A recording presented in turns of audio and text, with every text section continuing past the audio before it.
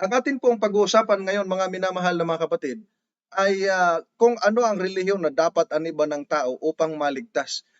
Ang paksang ito, hindi dahil yayabang natin ang Seventh-day Adventist Church, kundi ito po'y nakabase doon po sa tanong ng isang kapatid o isang kaibigan natin na INC, mga kapatid. Ang tanong niya po kasi, mga kapatid, ay ganito.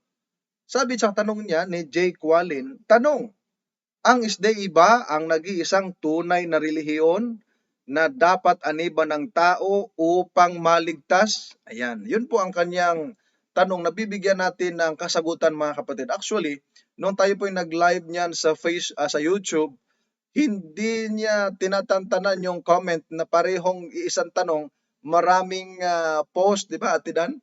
At nagre-react na ngayong mga kapatid natin. Abay, bakit ganun? Iisa lang naman itong tanong at hindi niya ako tinatantanan, mga kapatid, na ipapasagot. Hindi naman na ora-orada dahil meron naman tayong tinatalakay na iba, mga kapatid. So, ngayon ay bibigyan natin ng pansin itong si Jake Wallin.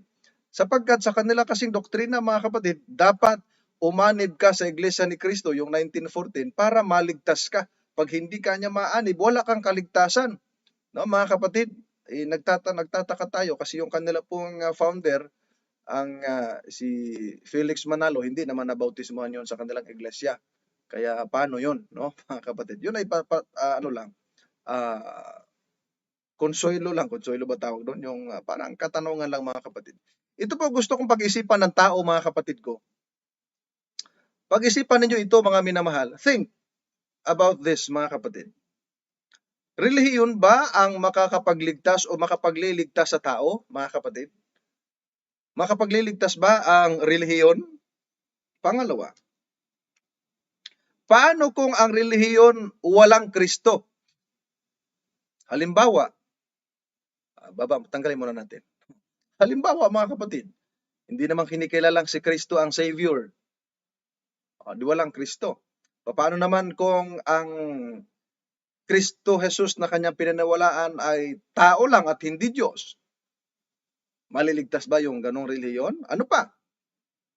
Paano kung ang Kristo ng isang relihiyon ay bulaan? O, di ba? Meron din namang papakilala na yung kanya-anyang relihiyon ay siya ang Kristo.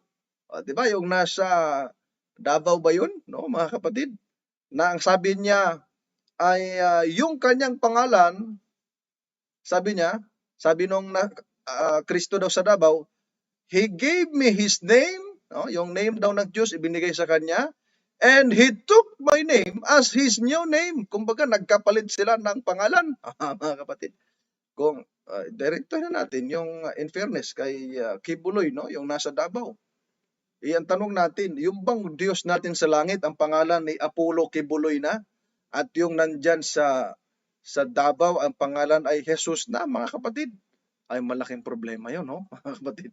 So, paano kung ang Kristo ng isang reliyon ay bulaan because He is claiming that He is a Savior, He is the Savior, ang mga kapatid. At ang sabi pa nga niya sa kanyang post at tinan, ano, yung isinend mo sa akin na ang sabi niya, ako ang pipirma, ang huling pipirma sa kaligtasan ng tao.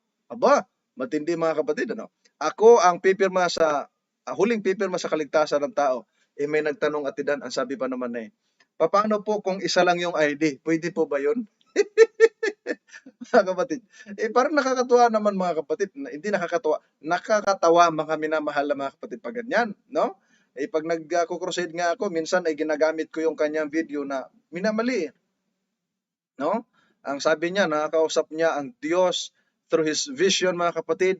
The Lord appeared to him at sinasabi niyang niya ang tinalo niya na ang Diablo. Siya mismo, tinalo niya na ang Diablo at siya na yung may-ari ng sanlibutan na ngayon. Naku, naloko na tayo, mga kapatid. Sabi nga nung isang mga ngaral na namatay na, naloko yung mga taga Davao, kawawa naman, mga kapatid. Kaya ang tanong natin, paano kung ang Kristo ng isang relihiyon ay bulaan? Diba? Sabi ng ating Panginoong Jesucristo, mag-ingat kayo na huwag kayong mailigaw ninuman.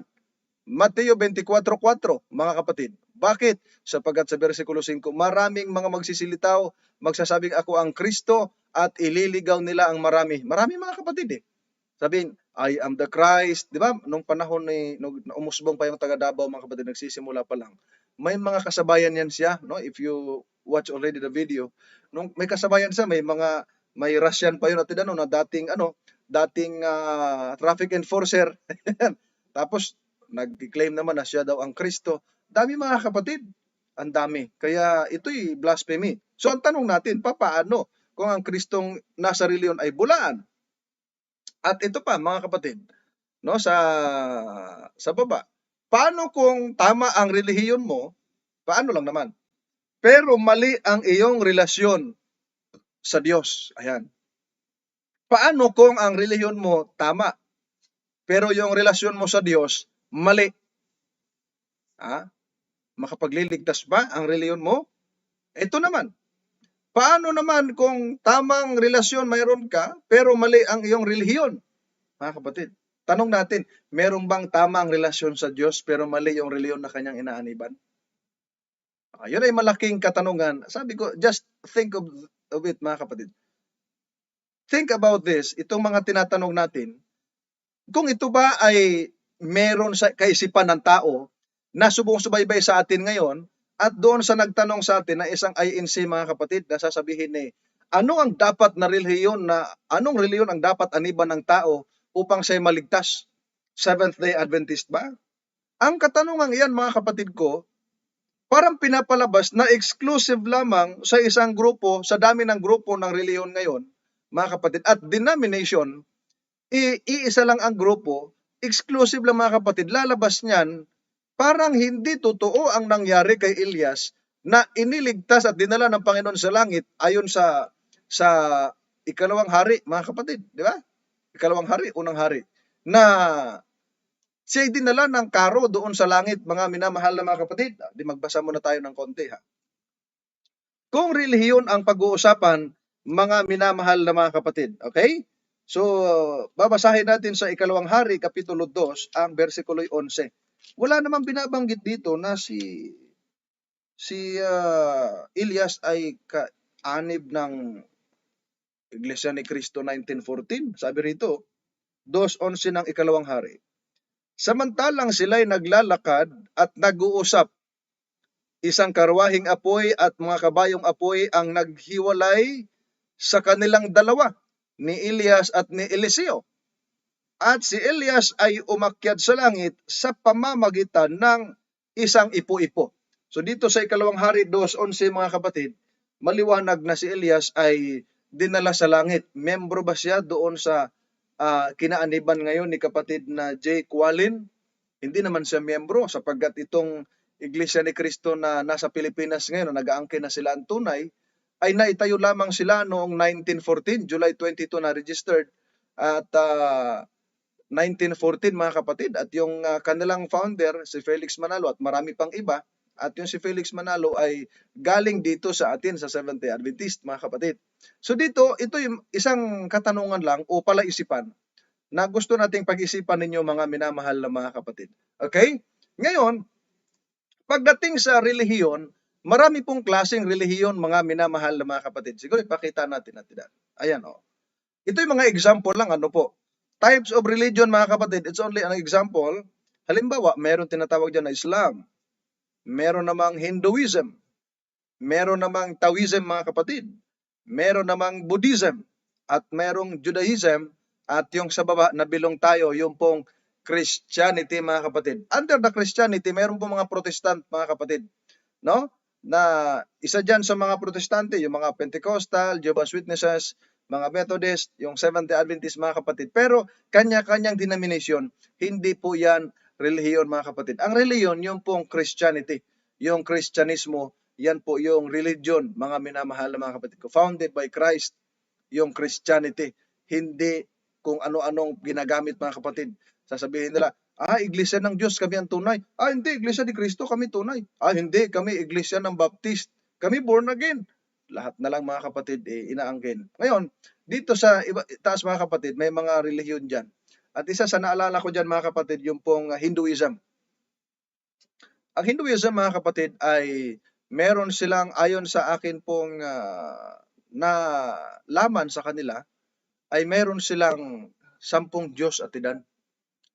Na nung kami nag-tour, nung ako po nag-field trip kami, kasama ko yung mga theology students na mga kaklase ko, nabatay na yung siyam, isa na lang yung natira, mga kapatid. So, yun ang kanilang report. And then, marami silang Diyos, mga kapatid, at pagka pumasok ka sa kanilang kapilya, sa kanilang temple, ay dapat ang kinain mo'y fruits or vegetables. Dapat hindi ka kumain ng meat o ng karne, mga kapatid, sapagkat bawal sa kanila, no, mga kapatid. And then, dapat maghugas ka ng kamay, tapos maglagay ka ng purong, ano ba tawag sa purong? No, maglagay ka ng panyo sa ulo, yung parang tagaluto ka ng bibingka. O, pantong, mga kapatid. Yun ang sa Hinduism. Tapos, nag-ano sila, nag-aya, sabi niya, ikaw wala trabaho. Gusto mo magkatrabaho, punta ka dito sa linggo, simba ka. Bibigyan ka aming Diyos trabaho. Tinanong ko ngayon, sabi ko, yung bang mga pumunta na rito na mga walang trabaho, may trabaho na ba? Wala pa. Wala pa, mga kapatid, ha? And then, yung Taoism. Pumunta kami, mga kapatid, yung pong Taoism, karamihan yung mga Inchik, no, mga kapatid. Marami din po yan sa Bicol. At naalala ko yung tagabantay dyan, medyo bakla, pinapabalik-balik kami roon, mga kapatid. Yung pala may crush sa inyong lingkod yung bakla. At bawat may piyesta, hindi na kami bumalik. Nung kami pumunta first time, mga minamahal na mga kapatid, yung kanilang Diyos-Diyosan, ang dami atinan. Tapos may mga alak pa sila, ha? Tapos mayroon silang Diyos-Diyosan na, kung nakita mo yan sa picture ko, hindi ko lang may pakita rito, 24 ang kamay. Aba, ang dami, parang pamaypay, nakaganon, no? Ang dami, ha? Talagang, tapos sabi ko, paano yung mga dapat papamasok ka doon. Mayroon sila parang kandila na, makikita nyo yun sa TV, pelikula, mga kapatid, na sinisindihan. Tapos nagiging abo, nilalagay mo doon. Yung parang kandila, no? Familiar kayo doon? Sa Chinese nga, Inchik. Yun ang kanilang reliyon noon sa Bicol. Tapos ang nangyari, may mga doon, may mga fruits doon, and then may mga alak, may emperador. Tapos tanong namin, anong gagawin dito? Kami ay mag-iinuman pagka tawag doon, fiesta, tapos may bagtingan sa doon na malaki doon, mga kapatid. Talagang lasingan talaga. Sabi nung bantay doon, caretaker, bakla pala yun, ay balik ka dito, ha? Sabi niya sa kapatid, no? Hindi na kami bumalik, mga kapatid. Tapos nung bumalik yung mga kasama ko, hinahanap ako, mga kapatid. Ang dami nilang Diyos, mga kapatid ko. Tapos yung Buddhism, di ba? From Buddha, mga kapatid. Excuse me. At then yung Judaism, na naging relihiyon noon ni Pablo hanggang sa naging Kristiyano siya, mga kapatid ko. Ngayon sa ating panahon, mga kapatid ko, yung mga Hudyo napaka-istrikto pagdating sa pagsunod sa kautusan. Pero sila naman ay itinanggi nila ang Mesiyas. Sa ating panahon, fully accepted ang Mesiyas, tinanggap. Pero nire-reject naman nila yung kautusan. Aba, baligtad, mga kapatid, no? Pero ang Seventh-day Adventist, sumusunod nung maligtas kay Kristo, tinanggap si Kristo, naging masunurin sa kautusan. Aba, napakaganda, mga kapatid. Binibigyan ko lang kayo ng hint, mga kapatid ko, no? Ang Christianity, yan po yung tinatawag nating religion. Founded by Christianity, mga kapatid, sapagkat galing po yan sa salitang, yung Christian, galing yan sa salitang Christ, ni Kristo. Pag sinabing Christian, followers of Christ or believers of Christ, mga minamahal na mga kapatid. At doon sa Christianity, binabanggit natin, may mga denomination dyan, may mga sekta. No? Nandyan yung Protestante, yung mga Pentecostals, Jehovah's Witness, Methodist, mga kapatid, at UCSB, iba pa dyan, at yung Seventh-day Adventist. Ngayon, pagdating sa mga denominations, mga kapatid, lahat yan sila nag-claim that they are Christians. Lahat yan sila nag-claim. Pero, i-examine mo ngayon yung aral nila kung ito ba'y akma sa Biblia. Ito yung gusto nating malaman. I-examine mo ngayon yung kanilang aral kung akma sa Biblia. May aral na si Kristo'y tao at hindi Diyos. Nasa Biblia ba yon? Na si Kristo'y tao at hindi Diyos, mga kapatid? O sasabihin naman nilang, si Kristo ay Diyos at hindi tao. Nasa Biblia din ba yon? Turo ba ng Biblia na si Kristo'y Diyos at hindi tao? Pagdating sa Seventh-day Adventist, si Kristo ay Diyos na nagkatawan tao. Aba, napakaganda, mga kapatid, no? Ngayon, sa Biblia, mayroon din binabanggit na relihiyon, mga kapatid. May binabanggit sa Santiago, Kapitulo 1, versikulo 26 hanggang 27. Sabi diyan, kung ang sino man ay nag-iisip na siya ay relihiyoso, o tandaan po ninyo, siya ay relihiyoso, samantalang hindi pinipigil ang kanyang dila kundi dinadaya ang kanyang puso. Ang relihiyon ng taong ito ay walang kabuluhan. Ayan, diyan muna tayo. Diyan po sa pagiging relihiyoso, pag sinabing relihiyoso mga kapatid, meron siyang relihiyon na kinaaniban. Pero hindi pinipigil yung kanyang dila, ay dinadaya ang kanyang puso at yung relihiyon ng taong ito'y walang kabuluhan, no? Walang kwenta, mga minamahal na mga kapatid. Ngayon, kung ang relihiyon ay walang kwenta, ay di walang kwenta. O sasabihin mo ay nasa tama, pero hindi naman pinipigil yung kanyang dila. Meron siyang relihiyon, sasabihin niya, ay kami ang tamang relihiyon, pero nagmumura, umiinom ng alak bago pumasok sa kapilya, ay hindi pinipigil ang dila. Hindi kumbaga tawag nito, hindi mapakali pag hindi makainom ng imperaning bago pumasok at makinig ng salita ng Diyos.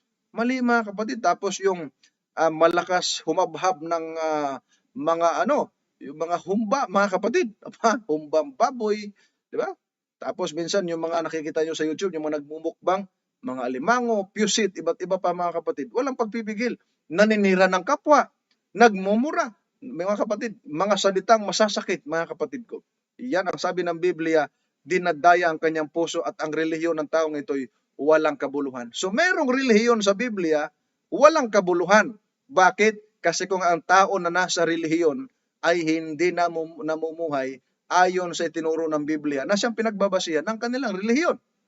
Pero, meron din namang relihiyon na dalisay mga kapatid. Pure. Eto, nakasulat. 27.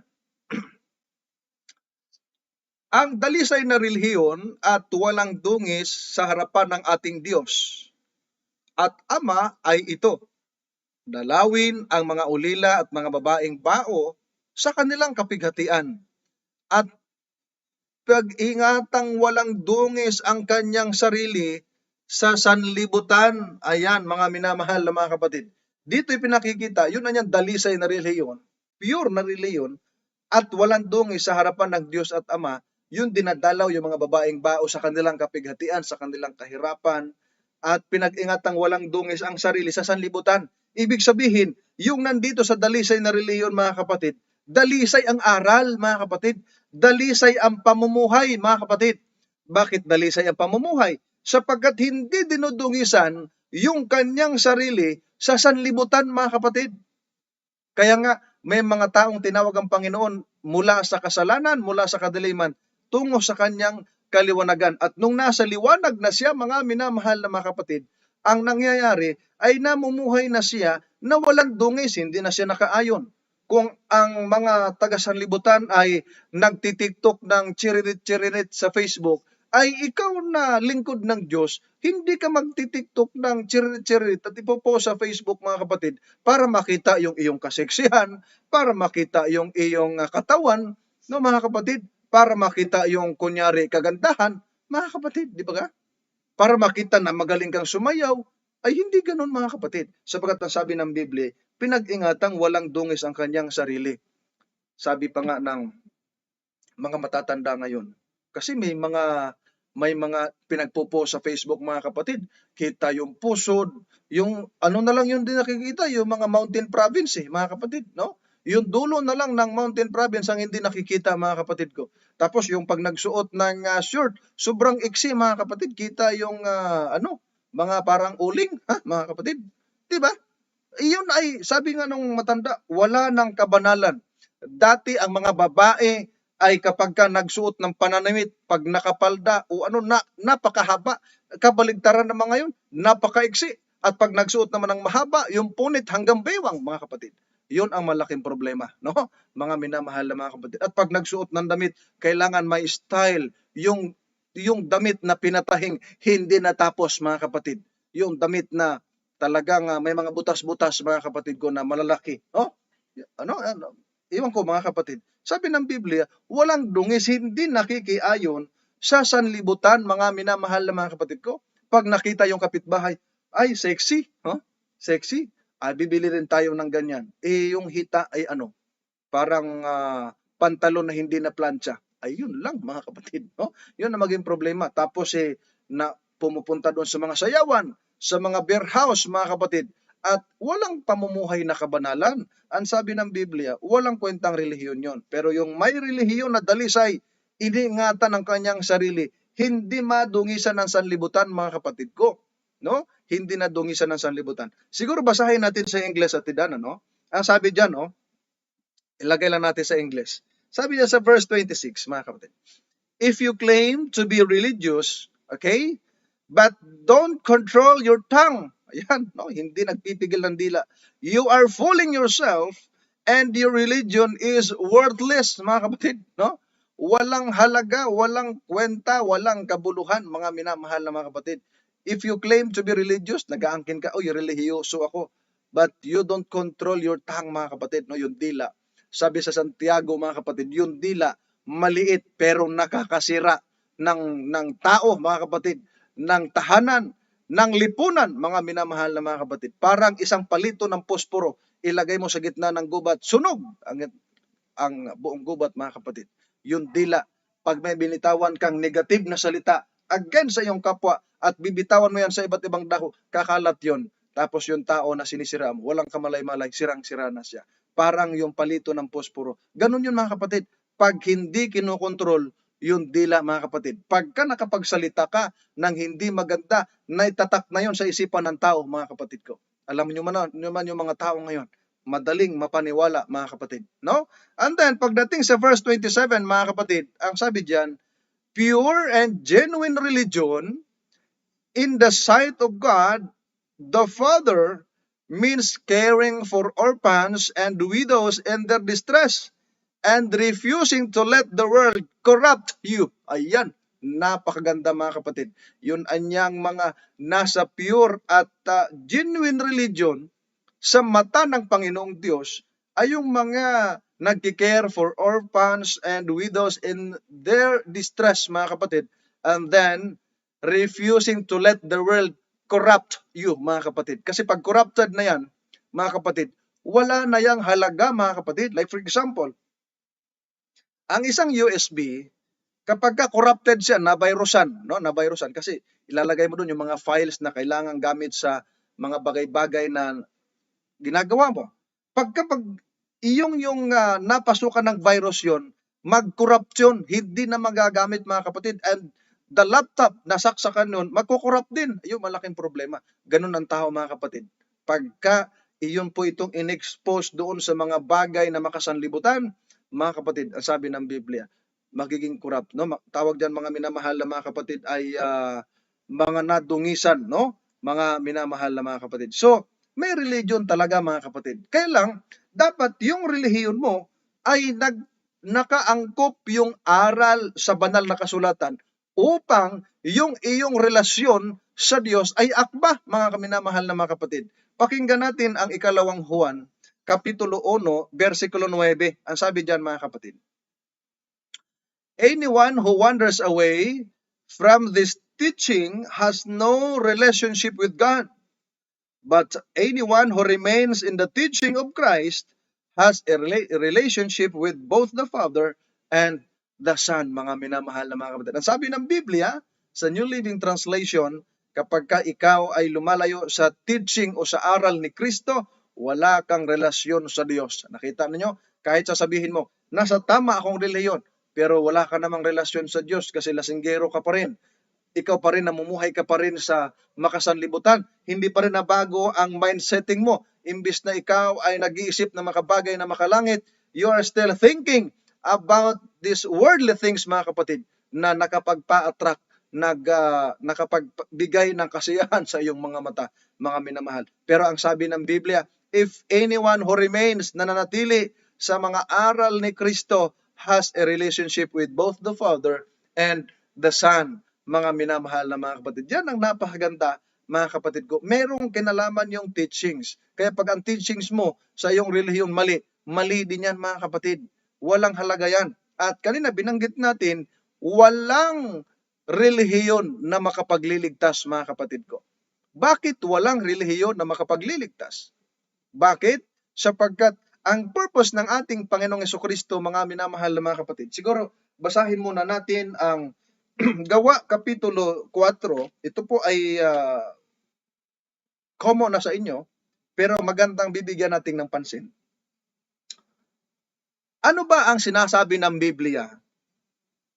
Ang Panginoong Hesus ba ay pumunta sa sanlibutan at ang purpose niya ay para ipakita na ang relihiyon, pag hindi ka pumasok sa relihiyon, hindi ka maliligtas, mga kapatid? Pakinggan natin ang sinasabi ng Gawa, Kapitulo 4, versikulo 11 hanggang 12.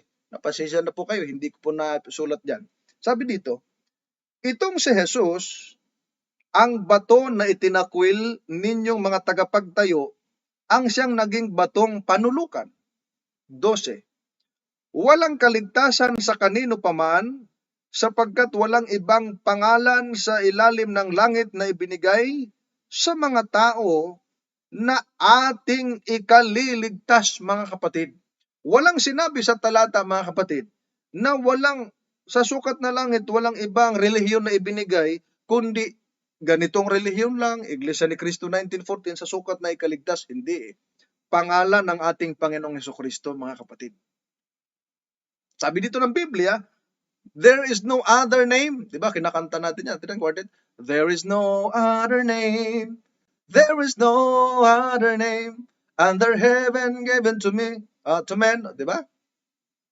Para ikaligtas ng tao. Hindi relihiyon, mga kapatid. Wala akong nabasa sa Biblia na relihiyon na makapagliligtas, mga kapatid. Tanging si Kristo. Kaya nga, kung ating titingnan, mga minamahal, sa Juan Kapitulo 3, versikulo 16 hanggang 17, ito'y napaka-basic na talata na maganda bigyan natin ng pansin dahil minsan pinagmamalaki yung pangalan ng relihiyon, pinagmamalaki yung kanilang iglesia, keso maganda, keso ang pangalan nakasulat sa Biblia, pero hindi naman kumpletong sumampalataya sa tagapagligtas, walang kwenta, mga kapatid. Pakinggan natin, ha? Sabi diyan, sapagkat gayon na lamang ang pagsinta ng Diyos sa sanglibutan, na ibinigay niya ang kanyang bugtong na anak, upang ang sino mang sa kanya'y sumampalataya ay huwag mapahamak, kundi magkaroon ng buhay na walang hanggan, mga kapatid. Ang sabi diyan ng Biblia, mga minamahal, dahil sa pag-ibig ng Panginoong Diyos, ay ibinigay niya ang kanyang bugtong na anak. Para saan? Upang ang sino man sa kanya'y sumampalataya ay huwag mapahamak, kundi magkaroon ng buhay na walang hanggan. Hindi sinabi ng talata, dahil sa pag-ibig ng Diyos sa sanlibutan, ay nagpadala siya ng relihiyon para pasukan ng tao, para maligtas at magkaroon ng buhay na walang hanggan. Walang ganun talata. Ang talata, ang kahalagahan ng pagkamatay ng ating Panginoong Hesukristo para tayo mabuhay, kahalagahan ng pagtubos ni Kristo sa atin para magkaroon tayo ng pagbabalik ng ating relasyon sa ating mahal na Panginoon, mga kapatid ko. At dyan makikita natin, pagdating sa 17, mga kapatid, tingnan natin sa 17, ha? Sapagkat hindi sinugo ng Diyos ang anak sa sanglibutan upang hatulan ang sanlibutan, kundi upang ang sanlibutan ay maligtas sa pamamagitan niya, mga kapatid. Di ba ga? Ang sabi ng Biblia, maligtas ang sanlibutan, referring to humankind na namuhay sa sanlibutan o nasa sanlibutan. Ang sabi diyan, mga kapatid, maliligtas sa pamamagitan niya. O kita ninyo, sino ang tagapagligtas? Relihiyon ba? Hindi. Ang tagapagligtas, ang ating Panginoong Hesukristo, mga minamahal na mga kapatid. Kaya nga, kung ating titingnan, mga minamahal na mga kapatid, ilang beses ni Kristo sinasabi sa kanyang mga salita na sabi niya, makilala niyo ang katotohanan at ang katotohanan ay magpapalaya sa inyo. Pag nagpapalaya sa atin ang katotohanan, napalaya tayo mula sa pagkaalipin sa sanlibutang makasalanan o mula sa pagkaalipin sa kasalanan, mga kapatid ko. Sabi ng ating Panginoong Hesukristo, mga kapatid, Juan 14:6, sinabi sa kanya ni Jesus, ako ang daan at ang katotohanan at ang buhay. Sino man ay di makaparoroon sa Ama, kundi sa pamamagitan ko. Mga minamahal na mga kapatid, walang sinasabi dyan sa talata na sino man ay di makaparoroon sa Ama kung hindi papasok sa relihiyong ito, mga kapatid. Yun ang malaking problema. Bakit?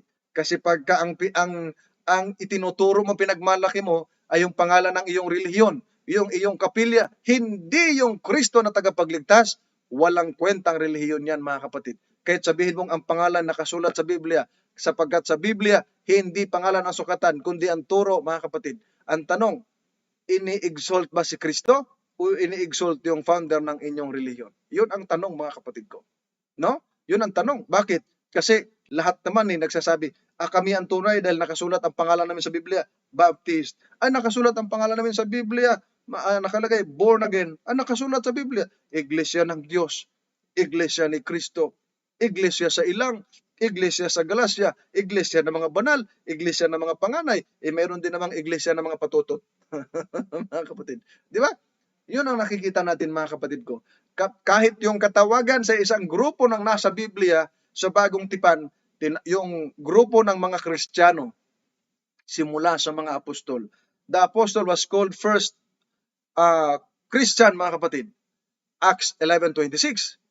Pero tinawag din sila yung mga na-converts na mga Gentiles at pinaghalo mga Hudyo na naging Kristiyano, mga kapatid. Tinawag silang mga iglesia ni Kristo. Tinawag silang iglesia ng Diyos. Tinawag silang iglesia ng mga banal. Tinawag silang iglesia ng mga panganay. O tinawag sila, mga kapatid, na iglesia sa Corinto, iglesia sa Galacia. Ibig bang sabihin, magkaiba yon? Iisang grupo lang yun, mga kapatid. They were all Sabbath keepers, mga kapatid. Sila yung mga Sabbath keepers. Sila hindi kumakain ng karumal-dumal. Ito yung challenge natin. Yung mga tatawag ngayon sa kanilang reliyon, Iglesia ni Kristo, Iglesia ng Diyos, mga kapatid. Magkalaban. Nagmumurhan pa. At kung ano-ano mga pinagsasalitaan. Sa Biblia, wala akong nabasa na yung Iglesia ng Diyos at ang Iglesia ni Kristo ang katawagan. Naglalaban. Hindi, mga kapatid. Hindi naglalaban, mga kapatid. Kundi iisang grupo yon, mga minamahal na mga kapatid ko. At mga kapatid ko, itong grupo na ito, mga minamahal na mga kapatid, laging nagdidebate, sasabihin nila, kami ang tunay. Hindi kami ang tunay. Tapos may mga kadugtong, mga kapatid. Diba may nagsasabing, kami ang tunay kasi iglesia ng Diyos. O Church of God, pero may kadugtong. Ang una, members, Church of God. Pagdating sa dulo, International Incorporated. Mayroong umalis, nagtayo din, members, Church of God, Worldwide Incorporated. Aba, sino ngayon ang tunay, mga minamahal na mga kapatid? Di ba? So, sabi ng Panginoong Jesus, kung ang sino man ibig gumawa ng kalooban ng Diyos ay makikilala ang turo. Hindi sinabing makikilala ang pangalan. Mamaya alamin natin yan, mga minamahal na mga kapatid ko. Di ba? Sila, yung mga iba't ibang katawagan sa isang grupo sa banal na kasulatan, mga kapatid ko, yun ay mga Sabbath keeper. Yun ay hindi kumakain ng karumal-dumal. Ngayon, yung pong mga nag-aangkin na, kami iglesia ni Kristo, kami iglesia ng Diyos, naglalaban, pero pareho kumakain ng humba. Pareho kumakain ng karumal-dumal. What's the difference, mga minamahal na mga kapatid? Tapos magkaiba yung Kristo nila, mga kapatid, di ba? Nagkahamunan sila ng debate. Magkaiba ang Kristo, mga kapatid. Ang sabi ng ating Panginoong Jesucristo, malinaw pa sa sikat ng araw, buwan at mga bituin. Ang sabi ni Jesus Christ, ako ang daan at ang katotohanan at ang buhay, mga kapatid. Sino man ay di makaparuroon sa Ama kung hindi sa pamamagitan ko. Wika ng ating Panginoong Jesucristo. Only through Jesus, we can be saved, mga kapatid. Tanging lamang sa pangalan ng ating Panginoong Hesus o sa ating Panginoong Hesus lamang tayo, sa pamamagitan niya, makarating tayo sa langit, mga minamahal. Kaya nga, merong second coming, mga kapatid, dahil ililigtas ni Kristo yung mga naghihintay sa Kanya, mga kapatid. Paano yung nagsasabi, kami, mga saksi kasi kami ng Diyos kami ililigtas. Paano yung ililigtas? Hindi ka naman naghihintay. Mga kapatid, di ba? So sabi ng Biblia, iligtas yung mga sabik na naghihintay sa Kanya. Hebreo 4:9-28. Yung problema, yung darating, mga kapatid, tunay na Diyos. O diba? 25:9 ng Isayas, narito ito'y ating Diyos, magalak tayo sa Kanyang pagliligtas. Sasabihin ng iba, hindi, tao kaya yan. Mga kapatid, o nagdidebate pa dahil hindi alam kung tao o Diyos yung tagapagligtas, mga minamahal na mga kapatid. Nakita niyo ang kaibahan, mga kapatid ko? Ngayon, sasabihin nila, kasi sabi ni Kristo ang sino man pumasok sa iglesia, hindi. Wala naman talata sa Biblia na ang sino man pumasok sa iglesia ay maliligtas. Ang nakalagay sa talata, ito sabi diyan, ako ang pintuan, sabi ng ating Panginoong Jesucristo. Ang sino mang taong pumasok sa akin, sa akin, sabi ni Kristo, ay siya'y maliligtas at papasok at lalabas at makasusumpong ng pastulan. sa GIS, mga kapatid, hindi pumaparito ang magnanakaw, kundi upang magnakaw, at pumatay at pumuksa. Ako'y naparito upang sila'y magkaroon ng buhay at magkaroon ng kasaganaan nito, mga minamahal na mga kapatid. So dito pinakikita, sabi ni Jesus Christ, ako ang pintuan. Ang sino man pumasok sa akin ay maliligtas. Pag sumampalataya ka, tinanggap mo si Kristo, maliligtas ka talaga. Ngayon, hindi lang yan isang grupo, mga kapatid, lalo sa panahon ngayon. Sabihin, kami lang. Anong kayo lang? Ha? Huli na kayo lumabas. Ibig sabihin, bago kayo, walang maliligtas. Mga kapatid, yun ang malaking problema. No? Magbasa ng talata ng Biblia, hindi naman sila yun. Bakit hindi pa sila? Hindi naman sila lumitaw, mga kapatid, noong naisulat na ang Biblia o hindi pa naisulat ang Biblia, mga minamahal na mga kapatid, no? Kaya yun ang nangyayari, mga minamahal na mga kapatid. And then, sabi nila, ang nakasulat kasi sa Efeso 5:23, mga kapatid, ito nakasulat, Efeso 5:23, mga kapatid ko. Alright? Ito po ang, nasaan na ba yun? Sapagkat ang lalaki ay pangulo ng kanyang asawa, mga kapatid. At gaya naman ni Kristo na pangulo ng iglesia, na siya rin ang tagapagligtas ng katawan. Ayan, sabihin nila, si Kristo ang tagapagligtas ng iglesia. Tama. Pero yung salitang iglesia dyan, hindi yan iglesia ng Diyos na kiniklaim ng karamihan ngayon. Hindi yan iglesia ni Kristo na kiniklaim ng karamihan ngayon. Pag sinabing iglesia, mga kapatid, galing sa Greek word yan, mga kapatid, na ekklesia. Mga grupo yan ng tao na tinawagan mula sa kadiliman tungo sa kagilagilalas na kaliwanagan. Yung mga tao yan, mga kapatid, grupo ng mga taong sumampalataya sa ating Panginoon. Sila lang ba sumampalataya? Sa kanila, sumampalataya sila, sumampalataya din naman tayo. Ang problema, hindi sila naging masunurin, tayo naging masunurin. Ayan, yun ang malaking problema, mga minamahal na mga kapatid. Yes, Christ is the Savior of the body, which is the church. Pero pag sinabing church, mga kapatid, kapulungan ng tao na mga sumampalataya kay Kristo, mga kapatid.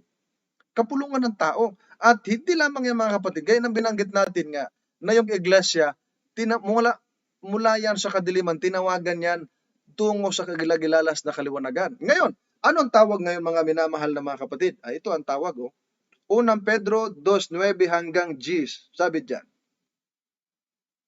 datapwat kayo'y isang lahing hirang, isang makaharing pagkasaserdote, bansang banal, bayang pag-aaring sarili ng Diyos, upang inyong ipahayag ang mga karangalan niyang tumawag sa inyo mula sa kadiliman hanggang sa kanyang kagilagilalas na kaliwanagan, mga minamahal na mga kapatid.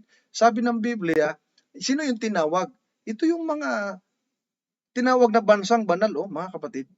Sino yun? Yung tinawag mula sa kadiliman hanggang sa kanyang kagilagilalas na kaliwanagan.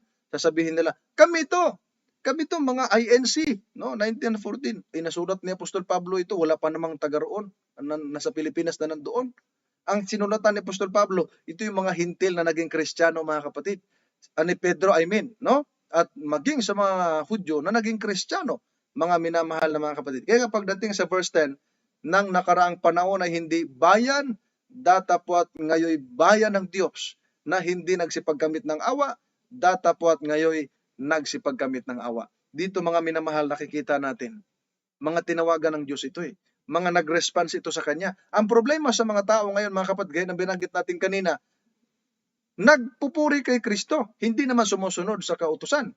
Yun namang sumusunod sa kautusan, ayaw naman kay Kristo. Imbalance, mga kapatid. Ang tawag dyan INC, incomplete, mga kapatid. Incomplete, no? Incomplete yung aral, incomplete yung pagkakilala kay Kristo, mga kapatid. Bakit? Kasi dapat, pag kiniklaim mo na kayo ang totoo, dapat yung doktrina nyo ay biblical. Yung doktrina niyo kung anong itinuro ng ating Panginoong Jesucristo. Ngayon, ang mga Seventh-day Adventists nagtatanggol pa dahil sasabihin nila, wala nang 10 utos. Mga kapatid, hindi ba masisikmura ba yan ng Panginoon na makita yung taong nagkiklaim na sila yung tunay, pero sasabihin nilang wala na yung 10 utos ng Diyos na standard of conduct, mga kapatid, ng moral o sa relasyon ng Diyos at sa kapwa natin tao, mga kapatid ko? Matutuwa ba ang Diyos pagka ikaw, Kristiyano, sasabihin mo, wala na 10 utos? Galit ang Diyos dyan, mga kapatid. Bakit galit ang Diyos? Utos ng Diyos yun eh. Huwag ka magkakaroon ng ibang Diyos sa harap ko. Ang problema, papaano ngayon kung nagkaroon ng ibang Diyos dahil wala na yung 10 utos? Bakit? Kasi ayaw nila sa Sabbath, mga kapatid. Ang kagandahan, yung Sabbath naging tanda ng bayan ng Diyos, mga minamahal na mga kapatid. Kaya nga, kung ating titingnan, ito napakapambansang talata ito. Kahit saan kang media ministry sa Seventh-day Adventist, maririnig mo ito 7:17 ng Juan.